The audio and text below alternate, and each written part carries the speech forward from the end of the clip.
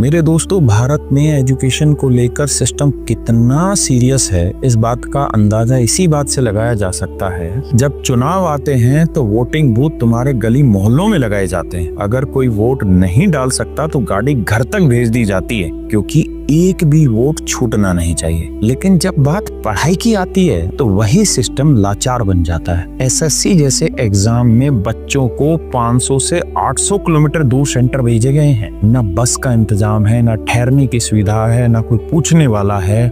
जाना है तो जाओ, नहीं तो भाड़ में मरो, तुम्हारी किस्मत। और अगर कोई छात्र संघर्ष करता हुआ उधार लेकर या जोखिम उठाकर एग्जाम सेंटर पर पहुंच भी गया तो भी ये भरोसा नहीं होता कि एग्जाम होगा भी कि नहीं।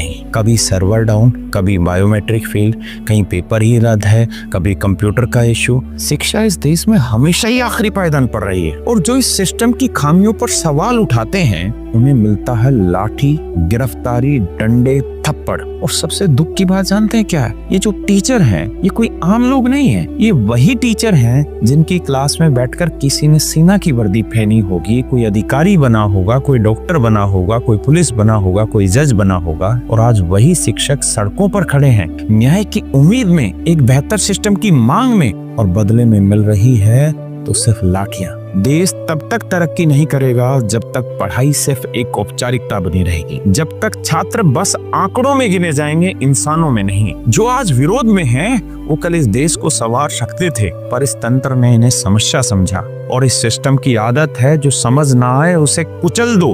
तो इस बार वोट देने से पहले ये जरूर सोच लेना, जब तुम्हें पढ़ाई की जरूरत सबसे ज्यादा थी तब तुम्हारी सरकार कहाँ थी? जो बड़े बड़े शिक्षाविद हैं, जो बड़े बड़े अधिकारी हैं, जो बड़े बड़े नेता हैं, जो चुप हैं, वो भी उतने ही बड़े जिम्मेदार हैं जितने गुनहगार। और मैं आप सब लोगों से भी हाथ जोड़कर रिक्वेस्ट करता हूं जिनके बच्चे सरकारी नौकरी की तैयारी नहीं भी कर रहे, अगर इस तरह से सरकारी नौकर बनेंगे तो वो कभी भी सरकार का नौकर नहीं रहेगा, ना ही आपका रहेगा। तो अगर आपके बच्चे तैयारी नहीं करते हैं, आप बिजनेसमैन हैं, तब भी आपसे उम्मीद करता हूँ कि ऐसी चीजों पर आप हमें समर्थन देंगे, हमारी आवाज का हिस्सा बनेंगे, क्योंकि हम चाहते हैं कि ये हमारी समस्या नहीं, देश के सभी युवाओं की समस्या। और इस बात को आप जानें प्लीज।